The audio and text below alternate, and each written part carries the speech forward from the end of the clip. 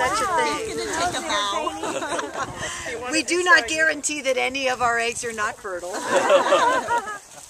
He's quite a although flock 1 did not have a rooster in until Lou, another one of our rescues, hopped the fence one day, and Sue said, "Oh, you put Lou in with flock 1," and I'm like, "No, I didn't." But he's been in there ever since. But even before he was in there, we can't say. They may leave, a rooster may enter, so our eggs are fertile. They are, however, collected every day. And anytime we find eggs from a place we didn't collect yesterday, we pitch them, and then the next day we go and check to see if, in fact, we found another nest site. But we don't take any risks. One of our dogs keeps them pretty well cleaned up. She's got a nice shiny coat. They're really nice. Yeah, they get a lot of that. But yeah, these birds at their peak will lay close to 95%, which in a commercial production environment, most farmers who do eggs don't really make money on their eggs. It's more a loss leader, and since they're going to be at their farm every day anyway, they just kind of do it. You know, you just don't make, you know, make maybe 40 cents per dozen that you sell. So it's really not, even with a high production is essential so that you don't lose money. What is a 95% rate? What does that mean? 95% of the chickens lay every day. Oh, 95% lay every day. Okay. Right, so if you have 100, you'll get probably 90 to 95 eggs every day. Yeah. Okay. And we data collect, and I don't know if anyone's that kind of person, but I keep track of weather. I keep track of our flock 1. I keep flock 3. The ducks now have a sheet, and in comes the broilers. So they all get what they've eaten. Are there any issues? Like I've just said that they have the upper respiratory in flock 3. It's dropped their lay rate. I made a mistake. We shouldn't have put them in a place that doesn't grow grass well. We should have alternated their pastures, but my biggest mistake that tipped them from being a little bit dusty to a full-blown upper respiratory thing is I went with wood chips, and the wood chips was cedar. And cedar is not good for chickens. So just there you go. And it'll kill babies. In the handout, I said in the brooder, you do not use cedar chips. It will kill chicks. Wow. Even broilers. Broilers actually do okay with cedar when they're older, but I was hoping that because they were outside and everything, but my guy said no, get them out of there. Great. So I got them dumped by a truck, and I'll move them out by wheelbarrow. But that's just the way it goes. And then these are our cattle. When we moved on the land, there was nothing here on the land but cattle that weren't ours. And the first thing that was done is we begged them to, well, no, it wasn't the first thing. The second thing was that we had this cross fence put up. The first thing was we got tired of camping on the driveway, so we put what is now the dog yard up and put our camper van in there so we could actually sleep on our land until the guy who ran his cattle here put up the cross fence. And we could come out and live here, and then we built the house and all that good stuff. So we switched out. The guy who had his cattle here didn't want, my cows aren't organic. I don't know exactly what that means, but our cows are. So the land is not that much different. Jules, do you mind if we take pictures? Oh yeah, take pictures away is just fine. So what I want to really focus now on is the chicks. This is our brooder. It is a 10 by 10 structure. When we go inside, you'll see that there's a little area. One of the things we learned, I can show you the tree house is what we named our starter brooder for our 25 bird practice flock. And when I left that situation, I knew some things. One, I was going to be able to stand up. Two, I was going to be able to get those chickens, and they weren't going to end up in some place way over here that I'm crawling in a thing that's this high and, you know, angling to try to get the chicken that's tucked over there in the corner. Three, feeding and watering was going to be really manageable, and that I was going to be able to see how much they ate in a much clearer way. Four, that they were going to be able to get outside and inside in a kind of safe passage. Five, that the heat source needed to work for them so that they didn't grow up and then hit the light.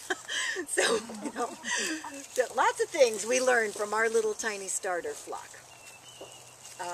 And so we built that. and you know, you could live in that building. We did build it up on skids, but we haven't moved it. It's staked down. I don't think it's likely to take flight anyway, but it is staked down. And another thing that we learned, ooh, I see, Sue, you didn't latch up the other side of that window. I'll get it. Thank you. Is that airflow needed to be well managed. And I did do that with our starter one. And then when we built this, I did everything with plastic tarping. And so in 6 months, the tarp started to fray. It really didn't work very well with our ecological thing. So then I changed to cloth tarp, which is better, but it's very difficult then to raise and lower and all that. And so now what I've done is built windows that open and close, but don't let the rain in. And it works so far. Knock wood. I don't think we're going to make many changes to the physical structure. And of course, the key thing was that a predator couldn't break in. So we'll look at that.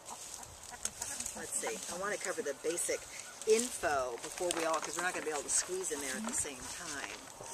What I really wanted to be able to do was to give you information that you could leave with, and that might also trigger your questions yourself. What I say on successful strategies is that the key points is air, water, feed, disease prevention, and stress prevention or reduction anyway.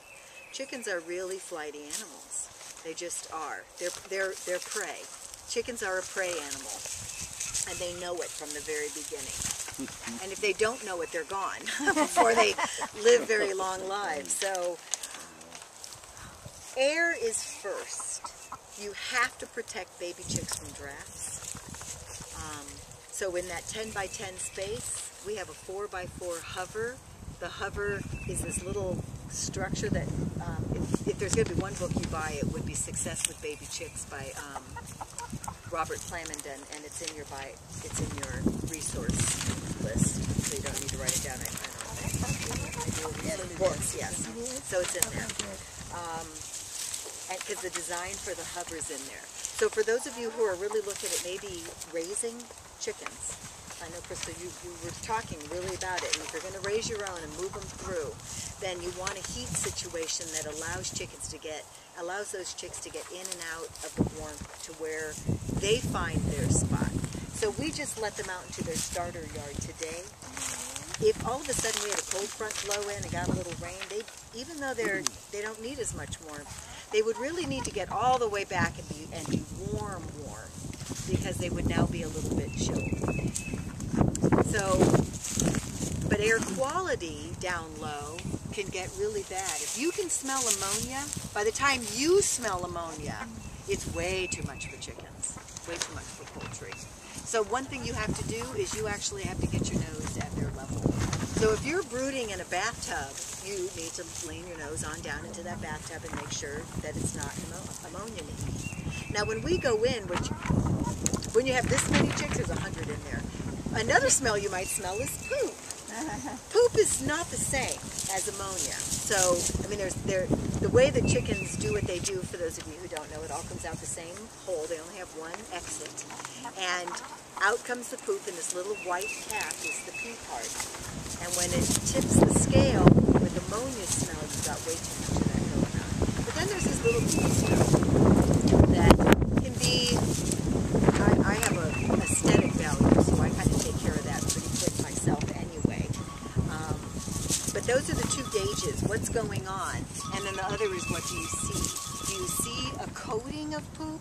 Then you need to add something that's going to help it. You either need to take it out and add fresh litter, or you need to add something that's going to help break it down. We have a system called deep litter. So that doesn't come out, but about every 2 years or so.